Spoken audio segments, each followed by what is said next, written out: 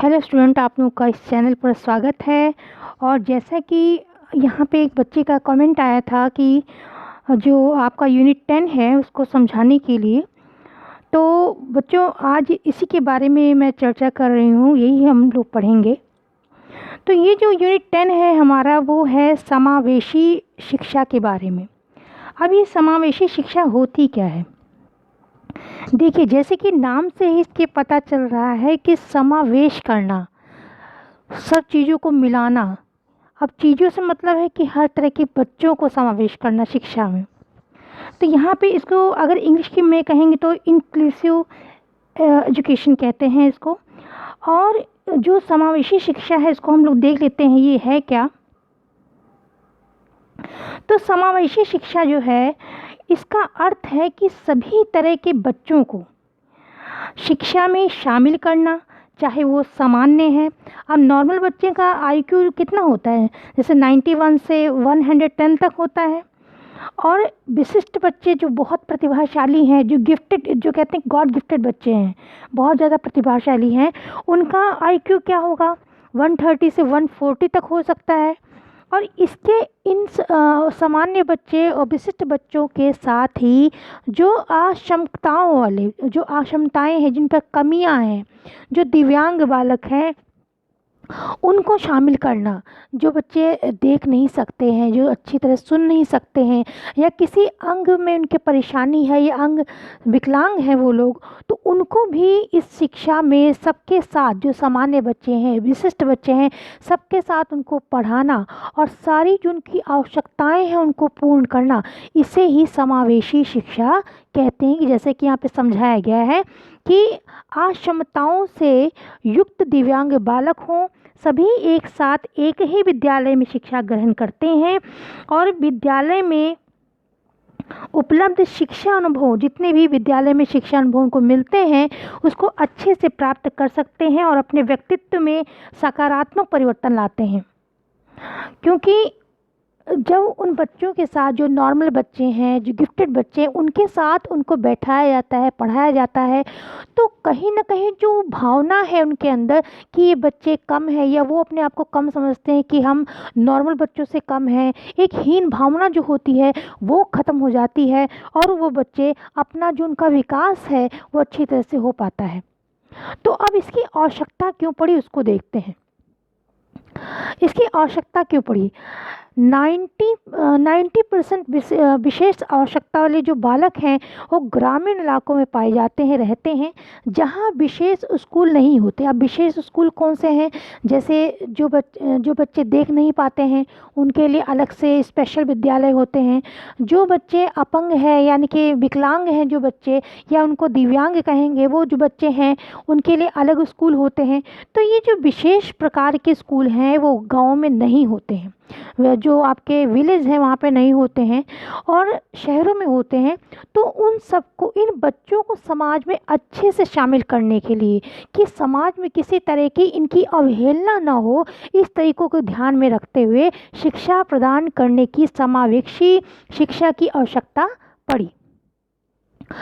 अब आगे इसका महत्व देखते हैं कि समावेशी शिक्षा का महत्व क्या है। समावेशी शिक्षा का महत्व है कि जो आपका फर्स्ट पॉइंट है कि छात्रों के साथ किसी भी स्तर पर भेदभाव ना हो, ठीक है, नहीं होगा। और दूसरा पॉइंट है कि सभी को शिक्षा प्राप्त करने का समान अवसर प्राप्त है। जैसा कि आपका 2009 में एक एक्ट भी बना है राइट टू एजुकेशन का, तो उसमें क्या कहा है कि हर बच्चे को शिक्षा प्राप्त हो, तो सभी को शिक्षा प्राप्त करने का समान अवसर जो है प्राप्त होगा और सभी छात्रों को शैक्षिक आवश्यकताओं को पूर्ण किया जाएगा। जो भी, जैसे जो डिसेबल बच्चे हैं उनकी जो ज़रूरतें हैं, आवश्यकताएं हैं, उनको पूरा किया जाएगा। 4 पॉइंट है आपको कि समावेशित कक्षा। जो समावेशित कक्षा है, अगर हम इसको ये कहते हैं कि विभिन्नता में एकता का परिचारक है, तो ये बिल्कुल ठीक होगा। क्योंकि वहाँ पे हर समावेशी जो शिक्षा है उसमें हर तरह के बच्चे हैं, जो आपके अनुसूचित जाति से आते हैं, या किसी भी किसी भी गरीब फैमिली से बिलोंग करते हैं, या किसी भी वर्ग के हैं, किसी भी भाषा को बोलते हैं, या कोई भी कलर के हैं, या किसी भी मेल है या फीमेल है, किसी भी प्रकार के सबको जो है ये इसमें शामिल किया जाता है। चाहे वो दृष्टि बाधित हैं, ये चाहे वो श्रवण बाधित हैं, चाहे वो किसी दिव्यांग हैं, किसी भी प्रकार से तो उनको उस शिक्षा में शामिल किया जाता है। तो हम कह सकते हैं कि समावेशित कक्षा जो है वो विभिन्नता में एकता का परिचारक होगी।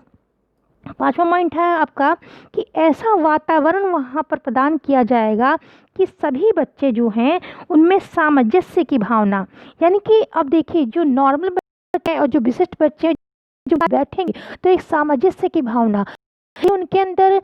जो नॉर्मल बच्चे हैं वो अपने आप को बहुत ज़्यादा समझते हैं और उनको छोटा समझते हैं। इस तरीके से जो भावना उनके अंदर भावना खत्म होगी और सामंजस्य की जो भावना है वो डेवलप होगी। अब जो समावेशी शिक्षा का क्षेत्र हम देखते हैं कि क्षेत्र इसका क्या है। देखिए समावेशी जो शिक्षा है आपकी, इसके क्षेत्र में विविध प्रकृति के बच्चों को शामिल किया गया है। जैसे जाति एवं जनजाति के बच्चे हैं जिनको दूर इलाकों में रहते हैं या ऐसी जगहों पे रहते हैं जिनको शिक्षा नहीं मिल पाती है, और दूरवर्ती आदिवासी बच्चे हैं, पढ़ने योग्य बच्चे जो पढ़ने योग्य बच्चे हैं लेकिन कोई परिस्थितियां उनके पास होती हैं, आर्थिक रूप से परेशानी है, कोई भी चीज़ें हैं वो पढ़ नहीं पाते, उनके लिए सड़क पर रहने वाले बच्चे, जिनके जो गरीब हैं बच्चे, जिनके लिए एक जो नॉर्मल रहने और खाने की व्यवस्था भी नहीं है, सड़क पर रहते हैं, उन बच्चों के लिए, और जो निःशक्त बच्चे हैं, जो आपके दिव्यांग बच्चे हैं, और जो कामकाजी बच्चे हैं जो कि उनको इतना भी उनके पास सॉरी मूलभूत आवश्यकताओं को पूरा करने के लिए भी उनके पास धन नहीं है और अपने माता पिता के साथ वो भी जाते हैं काम पर। तो जो कामकाजी बच्चे हैं उनके लिए भी ये शिक्षा जो समावेशी शिक्षा एक वरदान है। तो ये क्षेत्र हैं इसके। अब जो समावेशी शिक्षा के लक्षित जो समूह है, यानी कि target group of the individual education, इसे हम लोग देखते हैं कि समावेशी शिक्षा का टारगेट क्या है। इसका है कि विविधतापूर्ण शिक्षार्थी, जैसे कि डाइवर्स लर्नर जो हैं, जो निर्धन हैं, आपके पिछड़े वर्ग के शिक्षार्थी हैं, निर्धन एवं पिछड़े वर्ग जो सामाजिक रूप से, आर्थिक रूप से, सांस्कृतिक रूप से वंचित रहते हैं बच्चे, वे अपनी मूलभूत आवश्यकताओं को भी नहीं पूरा कर पाते, उन बच्चों के लिए भी ये आपका समावेशी शिक्षा है ये बहुत उपयोगी है। तो जैसे कि अब इनका जो ज़रूरतें हैं, जो निर्धन हैं बच्चे, पिछड़े वर्ग के बच्चे, इनकी जो ज़रूरतें हैं ये शिक्षा कैसे लेंगे। तो देखिए शिक्षा का अधिकार अधिनियम 2009 में बना, जिसमें कि सभी को निःशुल्क शिक्षा दी गई है।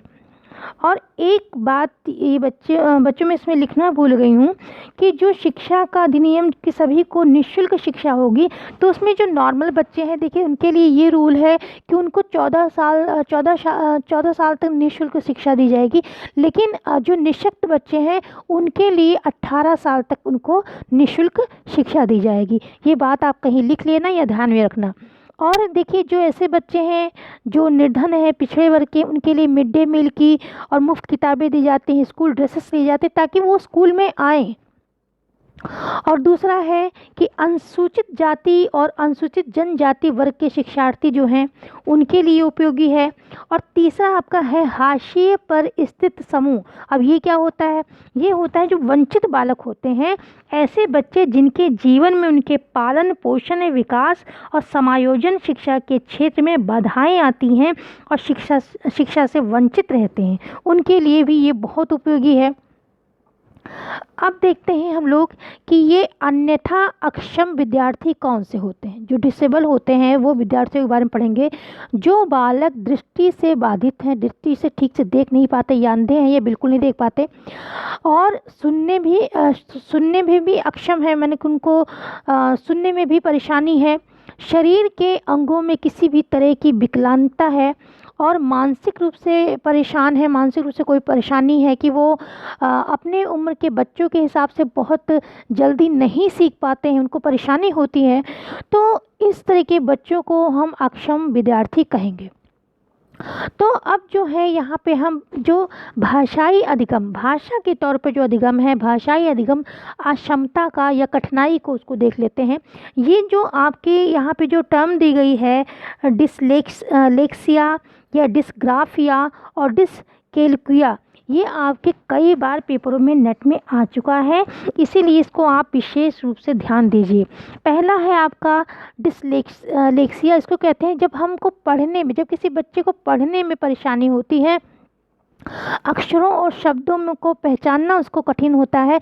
चाहे आपने वो मूवी देखी हो, बच्चों की मूवी थी कि तारे ज़मीन पर, उसमें आपने देखा होगा कि उस बच्चे को पढ़ने में कितनी परेशानी होती थी, लिखने में परेशानी, उसको सारे शब्द जो थे वो उल्टे दिखाई पड़ते थे, वो ठीक से लिख ही नहीं पाता था।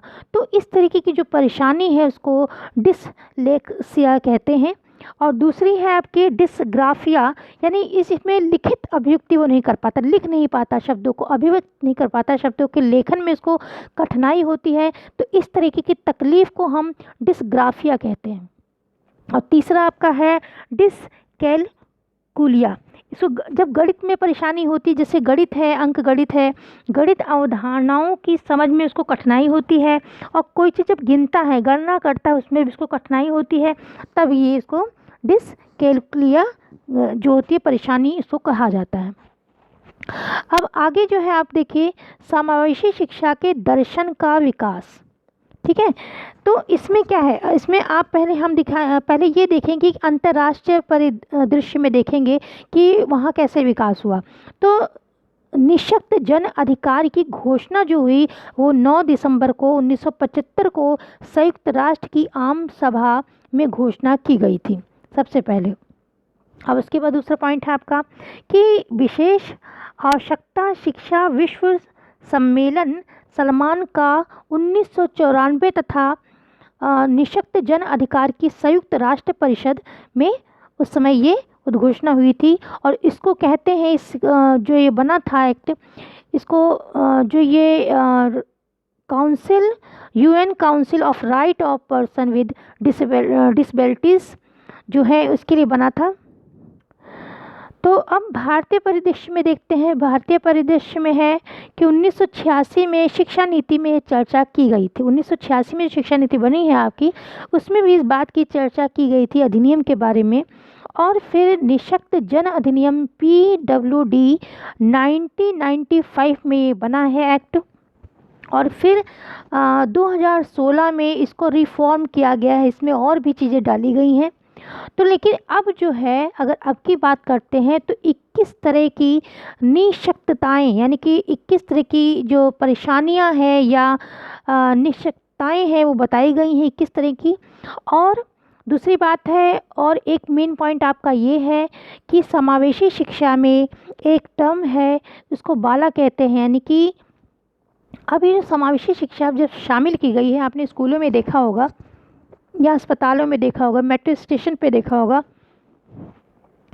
कि जो परेशान, जो विकलांग हैं या दिव्यांग हैं, उनके लिए सीढ़ियाँ नहीं होती हैं, वो उनके लिए अलग से व्यवस्था की जाती है कि वो आराम से उसमें चढ़ सकें, आराम से जा सकें, चाहे अस्पताल हो चाहे कुछ भी हो, एक तरह से रैंप होता है, उस पर जा सकते हैं आराम से। तो ये जो अब बिल्डिंग्स जो बनाई जाती हैं, बिल्डिंग्स इस तरीके से बनाई जाती हैं कि वो समावेशी शिक्षा में हर तरह के छात्र के लिए उपयोगी हों, इसीलिए इसको कहा गया है बिल्डिंग एज ए लर्नर है एड। जैसे एड होता है कि क्या नाम, एक तरीके से उनको सुविधा देने के लिए प्रस्तुत किया जा रहा है building as a learning aid के रूप में।